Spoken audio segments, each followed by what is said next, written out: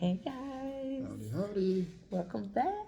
Welcome back. We're back with a review of the five love languages, and we are on chapter 4.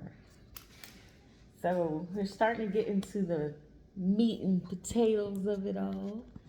So we're just going to dive right in. So this chapter is called Words of Affirmations. This is probably one of my least favorites, but I'm learning how important it is, and I'm getting better at it. Least favorite? Yeah, I'm really not good at it. Oh. You seem like you're good at it with me. I'm learning. Oh, okay. Well, it's the least one that comes naturally for me, I'll say. Okay. I had to kind of work on it. And I think just the opposite for me. Mm-hmm. I think it really just comes real natural for me. Yeah, it's usually good. Well, that's good because most men like words of affirmation, but they don't really know how to give it. Yeah. Mm-hmm. But they crave it. Yeah. I didn't really realize that I didn't feel like I needed it until in my last relationship. I didn't get it at all.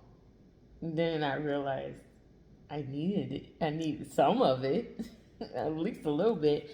And that's the key with all of these. You need all of them, but just some float to the surface, more than others. So,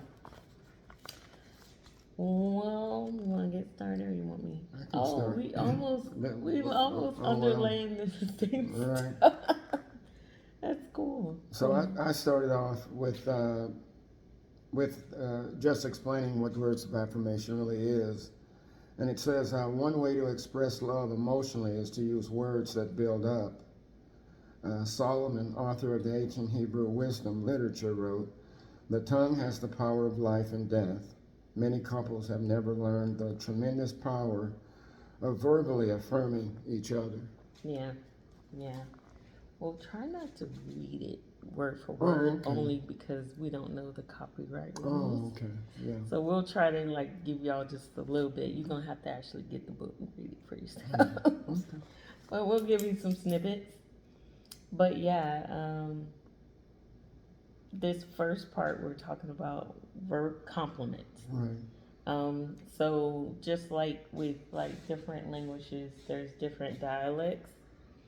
So we're learning the main language and then the different parts of that particular language. So this first one is compliments, and that's usually what you think about when you think about words of affirmation, is complimenting another person or encouraging them, which is probably the next one. And the author talks about being straightforward. Don't be over the top. Yeah. Make it, so it doesn't sound sincere. Right. Okay. But do you have anything else for that? Really? Yeah, he just gave some examples of compliments and how you can best give those in a sincere way. So he makes sure it's not flattery just to get you to do what I want you to do. Yeah. As we women can do. The object is not getting what you want, but doing something for the well-being of us both. Right. To make the other person feel better. And then I want to motivate you to reciprocate because I'm going to need it too. These are for both of us, not just for one person, right? Even if it's not my love language, you still need it. Yeah, right. Just not your main love language. Mm-hmm. Go ahead. The first one, the dialect, is encouraging words. And basically just to inspire and encourage someone. And I think in the book it gives the example about the lady that was a writer, but she didn't really feel that she was that good at it. And I guess she had been working at it for a long, long time. But her husband had never really came in and really said anything. And when he finally came in and told her that he felt that she was a good writer and probably could do it professionally, she ended up succeeding in that career field. Yeah. And so, sincere, encouraging words can be very important. Yeah, absolutely. And I like that he realized that life the deep meaning of life was not found in accomplishments but in relationships. I like that that in the book what he talked about. Keith had realized so that the is not, but right. Yeah. So I don't know what that seemed to made an impression on me. And this part was good. Not not encouraging the person to do what we want, right? But encourage them to develop an interest that they already have. So that was interesting. It's not, me trying to say, hey, you're so good at that. You're so good at the dishes. You should do those for me. But no, it's in knowing your spouse, learning them, and then encouraging them to do something that they already want to do but may not have the courage to. Right. Because if the other person doesn't have the desire to do that, he says it'll come across as judgmental and guilt-inducing, not expressing love, but causing rejection, and no one wants to feel rejected, right? That's correct. We're trying to communicate, I know, I care, I'm with you, and how can I help? We're trying to show you that we believe in you and your abilities. So, yeah. But first you have to learn your spouse. You have to learn what's important to them, right? And use empathy to see the world from your perspective. Your spouse's perspective. Sometimes we only look at it from our own perspective, but this whole thing is about trying to make our spouse happier. So they reciprocate and make us happy in return. Yeah, so we can both be happy, right? Right, that's what this is all about. That's what a relationship is all about. So those are the pretty much most common things we think about. But the third one is kind words. We don't always think about, we kind of talk out of our emotions instead of thinking about, as you get comfortable with someone, you start talking to them a little bit, a little bit slick, instead of thinking about how you can be kind. And, you can say the same thing in two different ways. It just depends on what you're telling them. The example they use, I love you. Yeah. Because you could be saying it can sound like a question, or you can say it and it sounds sincere, Yeah. The emotion, so. Yeah, that's true. It's based on, you're going to interpret my message based on my tone. You're right. That I use. As we start to we have to manage our expectations. And as we, grow together, we start expecting our spouse to do something instead of requesting it. And when we do have to ask you to do something, that tone gets a little snippy. Yeah. I want chili cheesesteaks tonight, okay?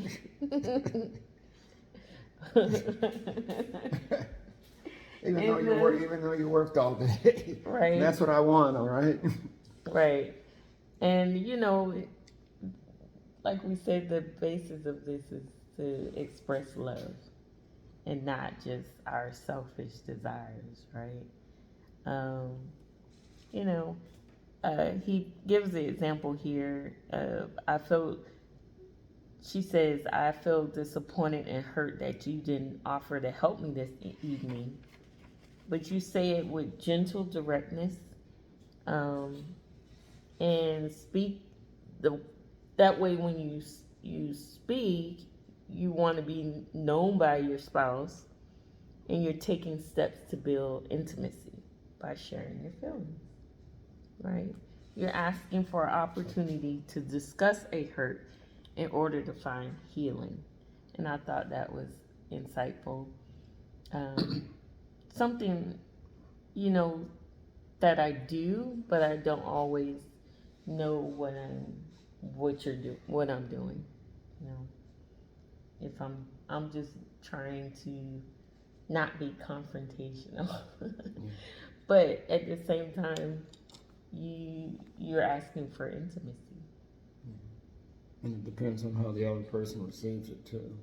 Absolutely. Because, you know, you thought I was going to do what? Help you with the dishes? Yeah. Oh, wow. And you know that's a good point, because a lot of times the way you grow up can hinder how the other person receives it. You know, they may not be able to receive it in that way if they grew up a certain way where it was always like a catch, Yeah. or not allowed to share feelings. And we'll get more into that later. Um, but I had a lot more highlighted on the next page. What you got? I think I got the whole page highlighted. Yes. Well, yeah, I had the whole top page, and you had the whole bottom page. That's crazy. Well, Yeah. so kind of talks about if you have a loud, harsh voice, will not be an expression of love, but condemnation and judgment. And you don't want to talk to your. We always know a soft answer turns away wrath, right? That's what the Bible says.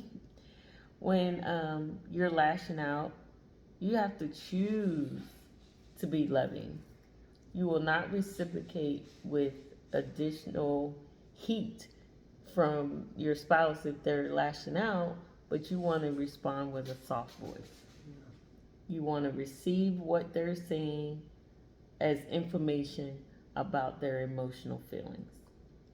You will seek to put yourself in their shoes and see the event through their eyes, and then express softly and kindly. So easier said than done. You're so right. It is. I mean, it makes perfect sense as you read it and talk about it, but in the midst of emotions, that's so difficult. I mean, it takes so much self-discipline and strength. Yeah, absolutely. Sure. I was telling Rob earlier that I think my daughter has trained me to be that way, because I realized I wanted relationship with her. I would have to stop hearing her anger and start hearing her heart. And in order to do that, I would have to kind of dismiss all of the outside noise and look at what's happening on the inside of her. And usually it's the opposite. If someone may have a good message, but if they're delivering it a certain way, you just won't hear them. And so I had to relearn how to hear them in spite of how they're delivering it. And that's very hard, but you have to give that person grace, and you have to remember why you're with that person and what you want to get out of that relationship. And you just have to take a break, because the way I used to react was detrimental to my health. And I had to first think about myself, is this gonna make my blood pressure rise? If so, I just need to step back from it for a minute and think about this. And that's okay. You don't have to immediately respond. You can take your time and think about it. That's one way of handling it. Because we always think we have to clap back Yeah. you know, So, and regret if we don't. Oh, I should have said this, I should have said that. But where would that get you? wouldn't solve the problem. Not at all. It probably make it worse. Creative. Yeah. Yeah. So, um, if you, and here's another one, taking accountability for what part you may have in it. Because a lot of times we don't think about if we wronged that person, we need to be willing to confess it, ask for forgiveness, and if your motivation is different from what they're reading, you'll be able to explain it in a kind way, not seeking to prove your own self right or them wrong, and that your way is the only way to logically explain what happened. You have to see it from both sides. Oh, I see you could have saw it that way. I didn't see it that way. I saw it this way. So neither one of us are wrong. Let's just come to some kind of mutual agreement going forward of how we will deal with that situation. It's what he calls mature love. Love to which we aspire if we're seeking to grow our marriage. And don't hold a grudge. Yeah, I kind of like the forgiveness is the way of love, and that love doesn't keep score. Because I've been in a relationship where score was definitely being kept. And since I was losing in the score all the time, I built up a defensive mechanism where I really wanted to be right, and it was just really important regardless of what the issue was. It was just a matter of being right. And then I really like this part where it says, love doesn't bring up past failures. I think that's one of the special things about Yolanda is that after something happens one day, she really doesn't drag it on to the next day. Nah, I ain't got time. She really just, it's in the sea of forgetfulness at that point. Yeah, I truly do be forgetting. Not forgetting, but I mean, but yeah, it's just not working. And it's taken me a while because I'm used to being in that relationship. Well, 2 days ago you said, Who has time for that? Well, Y'all got time for that? Well, a lot of people do. Yeah, they do. A lot of people do, and after people have been in relationships for a while, I think the scorekeeping starts to, you snore at night. It wears on you. Yeah. You do this, you do that, you do this. And why do you think people do that?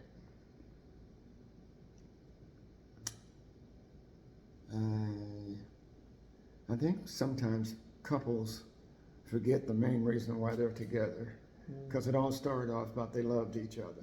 To be partners, right? To be partners. Not enemies. And not only that, but to realize that neither one of the people in a relationship are perfect.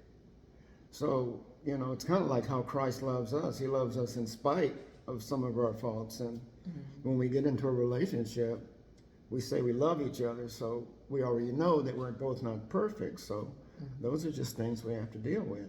Yeah. So. Yeah. But yeah. Yeah. And how does it make you feel when you always got to keep scoring? It has to be exhausting. Well, when you're right, it kind of builds your ego that finally you got, But against the person you love? Well, I mean, sometimes that's what it comes to, Oh, gosh. That sounds awful. It does. Sounds like you're all by yourself. It does. Sounds pretty lonely. It's kind of like the guys, like when I go to donations, man, you would think them being married that they're married to like Godzilla or somebody, you know what I mean? All they do is just kind of badmouth, it's that macho kind of badmouth your spouse, And I had made a commitment, I'll never do that to you. Oh, thank you, Ed. I appreciate that. Yeah, because I listen and I hear, and I tell you, they all razz me. You're getting married. What's wrong with you? I'm trying to get rid of my, that kind of, Because they forget that that's part of you. You're talking about your spouse. You're talking about yourself. You vowed to become one. And I mean, it may be in humor, but it doesn't Yeah. even sound right. Cause Yeah, and there's truth in humor, and maybe they are talking about themselves. Their own. That's part of them that they failed at. so, They didn't do a good job. yeah, So why not blame the other person? It takes the pressure off me yeah, to know I probably it's probably because of me yeah, that I want. Because a lot of people, how they handle their failures, they want to just get rid of it or make fun of or it blame or somebody else. yeah, It's absolutely. easy not to take responsibility. Mm-hmm. But in a failed relationship, both people need to take some responsibility. You're so right. So, so right when you don't, you make yourself the judge and their wife the felon, and it says, then intimacy becomes impossible. Yeah. So once you get to that point, it's hard to go back. Yeah. It's hard to get close again. Right? But if you choose to forgive, intimacy can be restored. So it's very important. I like these two things he said. He says many individuals mess up every new day with yesterday, and they pollute a potentially wonderful present. Forgiveness is not a feeling, it's a commitment. Right. It's a choice to show Yeah. mercy, not to hold the offense up against the offender. Right. And that can be hard if that's something very, you're used to. That's very hard. That's very hard. Did you have anything? It's.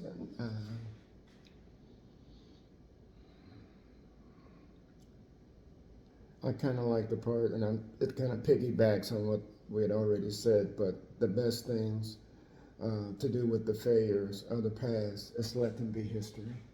Yeah. There you go. And man, it's so simple, Mm-hmm. but sometimes it can be difficult. But I'm learning. I'm getting better at this. Yeah. This book is fantastic. I would encourage any couples out there. I've never read any books. I didn't even know what love languages were.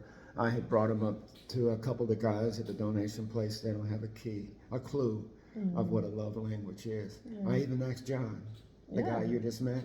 I'd asked him what was his wife's love language. He didn't have any idea what I was talking about. He's been married like 15 years. Wow. And you wonder what that's like when you don't know your spouse's Yeah. love language Yeah. or you don't operate in it. Yeah, How much better it could be. it could be. Yeah. Well, this next dialect of affirmative words is humble words. Yeah. This is something I do appreciate about Rob. He's very humble and transparent, and it makes it easier for us to work out any disagreements we may have. So, this was one that I liked, where love makes requests and not demands. Right. So me being a single parent and used to a parent-child relationship, I'm usually making demands. So transitioning from that, because this is not that kind of relationship, I have to learn to request, and he has the right to say no if he wants to. He talks about that at the top of the next page. Yeah. About the 3-year-old. Mm. How you kind of make demands on the 3-year-old, but in a marriage we're partners. So it needs to be expressed in a partnership kind of way. So. Yes, and you get to choose to do it because you love me, not because I'm demanding you out of some other emotion like fear Right. or you don't want retribution because you didn't do it. And there was the good part too I liked about is when you make a request of a person, we're giving guidance, not ultimatums. So this is something I noticed that makes it hard for me to give requests in relationships is because I don't want the other person to feel like they have to do it, um, or that I'm being judgmental because I want it this way or the other way. It's just me showing the person how I am and how I like things. I'm giving them guidance or information about who I am as a person. But sometimes it's not taken that way. Sometimes it's not. How is it taken, Bay? Like sometimes, well, like you're the parent and I'm the child. Um, Or that I'm being picky. Yeah, real finicky. Or finicky, or Yeah, just, You do like things a certain way. It's just information about how I am. It is. I mean, it's a learning process for sure. And some men aren't, they don't really care how it is, but if you really get down to it, they are just as picky. And they do like things a certain way. They're just not as upset if it doesn't go that way. Well, as women are. And the other thing is that I'm kind of in your world. What do you mean? Well, I'm here. We don't. At the house, you're in? Yeah. So. But if we were at your house, would you be as picky?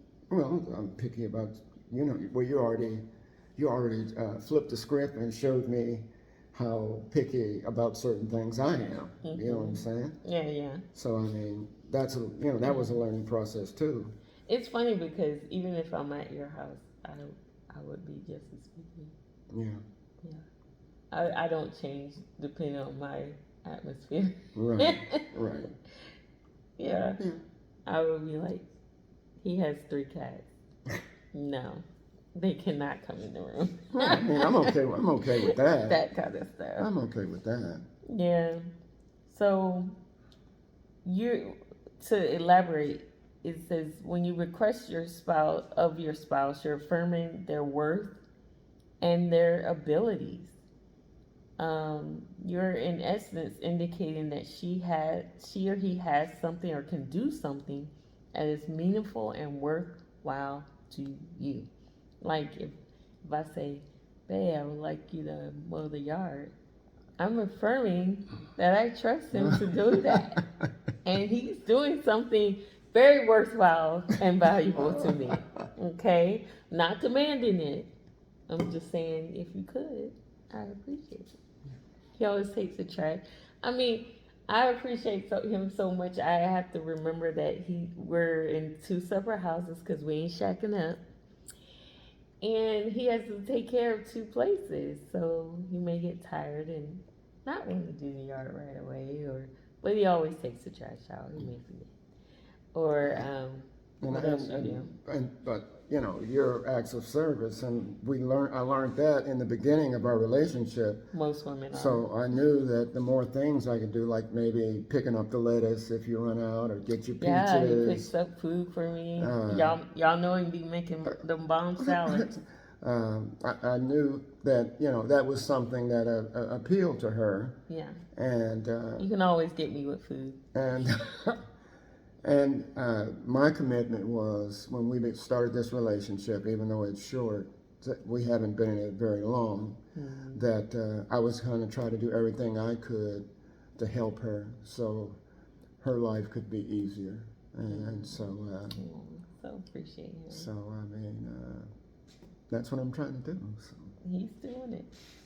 So when you don't make requests, you make demands, you become a you're not a lover, you're a tyrant, okay? You're not affirming, but you're belittling your spouse. And a request, like we said, love is always a choice. That makes it meaningful, We cannot get emotional love by way of demand. In fact, to comply with a demand is not an expression of love. It's an act of fear or guilt or some other emotion, but not love. Yeah. That's about it. Yeah. I had a few more notes until the end, but a few more things the author had to say. It's not, even if this is not your primary love language, but you think it may be the love language of your spouse, suggest you keep a notebook, and try to write down words that your spouse might like. Learn them. You can even indirectly give words of affirmation, maybe to their family or friends. Talk about them in a good way, and they'll get back to them. Or when you're in public, like he was saying, in front of your spouse, talk your spouse up. I mean that puffs your chest out, right? But in the movies, you see so many couples that are having issues, joking about their spouse or talking down, or I don't even like someone talking in just bad about me. I do not like it. Oh, I'm just don't do that. So, like he said, he know people that do that, and my ex did that, and I quickly gathered them all together. They did not like it. That was probably the beginning of the end, right there. But thank you for joining us on our review of chapter 4. We'll be back with chapter 5.